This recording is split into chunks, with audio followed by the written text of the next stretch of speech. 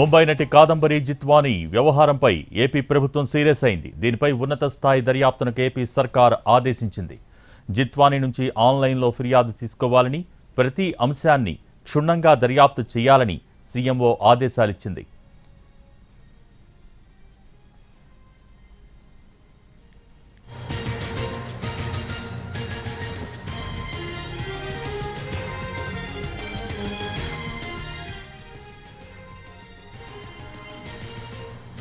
ముంబై నటి కాదంబరి జిత్వానీ వ్యవహారంపై ఏపీ ప్రభుత్వం సీరియస్ అయింది. దీనిపై ఉన్నత స్థాయి దర్యాప్తునకు ఏపీ సర్కార్ ఆదేశించింది. జిత్వానీ నుంచి ఆన్లైన్లో ఫిర్యాదు తీసుకోవాలని, ప్రతి అంశాన్ని క్షుణ్ణంగా దర్యాప్తు చేయాలని సీఎంఓ ఆదేశాలిచ్చింది.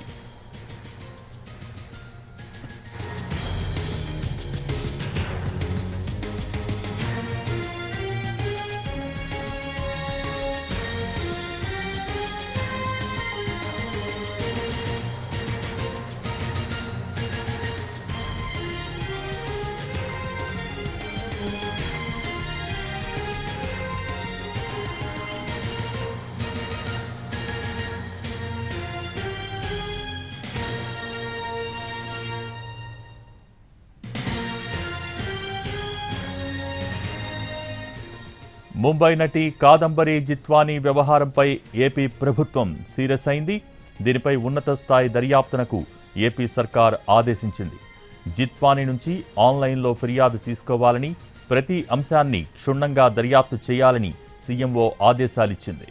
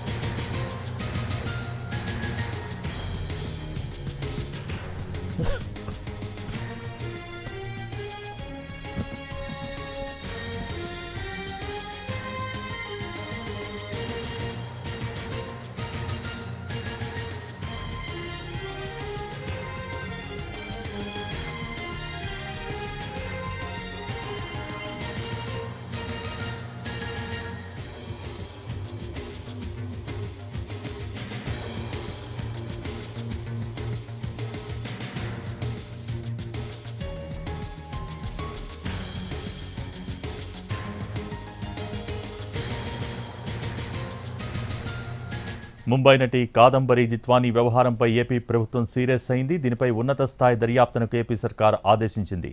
పూర్తి సమాచారం మా ప్రతినిధి పిఎంఆర్ చంద్రశేఖర్ టెలిఫోన్ల ద్వారా అందిస్తారు. పిఎంఆర్,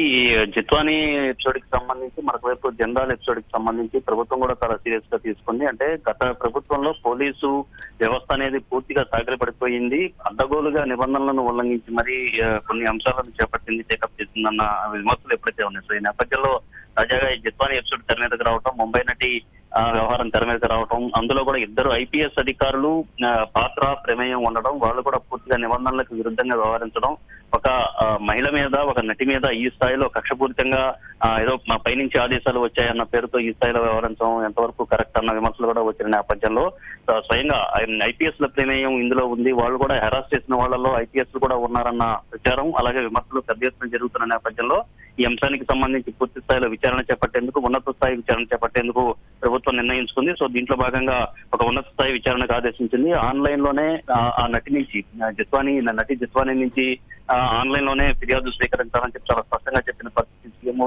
నుంచి కనిపించింది. దీన్ని ఎంతమాత్రం ఉపేక్షించకూడదు అన్న విషయాన్ని కూడా చాలా స్పష్టంగా చెప్పినట్లుగా మనకు వస్తున్న సమాచారం మేరకు తెలిసింది. సో ఇదే అంశానికి సంబంధించి ఇప్పటికే డీజీపీ కూడా స్పందించారు. అలాగే విజయవాడ సిపి రాజశేఖర్ బాబు కూడా ఈ అంశానికి సంబంధించి స్పందించిన పరిస్థితి కనిపిస్తోంది. సో ప్రధానంగా చూసుకుంటా ఉంటే ఐపీఎస్ ల ప్రమేయం ఏ మేరకు ఉంది, ఐపీఎస్ కాంతిరాణా తాత అలాగే మరొక ఐపీఎస్ విశాల్ గున్ని డీసీబీగా ఆ రోజు ఆనాడు గత ప్రభుత్వంలో విజయవాడ సిపిగా కాంతిరాణా తాత వ్యవహరించారు, అలాగే విశాల్ గున్ని డీసీబీగా వ్యవహరించిన పరిస్థితి. సో వీళ్ళిద్దరూ ముంబై నటిని వేధించారన్న అంశానికి సంబంధించి ఇప్పటికే ఆమె కూడా సోషల్ మీడియాలో కావచ్చు కొన్ని వేదికల మీద మాట్లాడిన పరిస్థితి కనిపిస్తున్న నేపథ్యంలో స్వయంగా బాధితురాలే ముందుకు వచ్చి మాట్లాడుతున్న ఈ సందర్భంలో ఐపీఎస్ ల ప్రమేయం కూడా ఉందన్న విమర్శలు పెద్ద ఎత్తున వస్తున్న సందర్భంలో దీన్ని ప్రభుత్వం కూడా సీరియస్ గానే తీసుకుంది. సో హింసానికి సంబంధించి ఒకవైపు ఉన్నత స్థాయి విచారణ జరపడం, రెండోది ఐపీఎస్ ల ప్రమేయం ఏ మేరకు ఉంది, ఐపీఎస్ ల పాత్ర ఏ మేరకు ఉందన్న అంశానికి సంబంధించి కూడా లోతుగా విచారణ జరపాలి. ఈ మేరకు ఆ నటి నుంచి కూడా ఆన్లైన్ లోనే దరఖాస్తు స్వీకరించాలన్న ఆదేశాలు కూడా పోలీసు ఉన్నతాధికారులకు సీఎంఓ వైపు నుంచి వెళ్ళినట్లుగా మనకు వస్తున్న సమాచారం తెలుస్తుంది.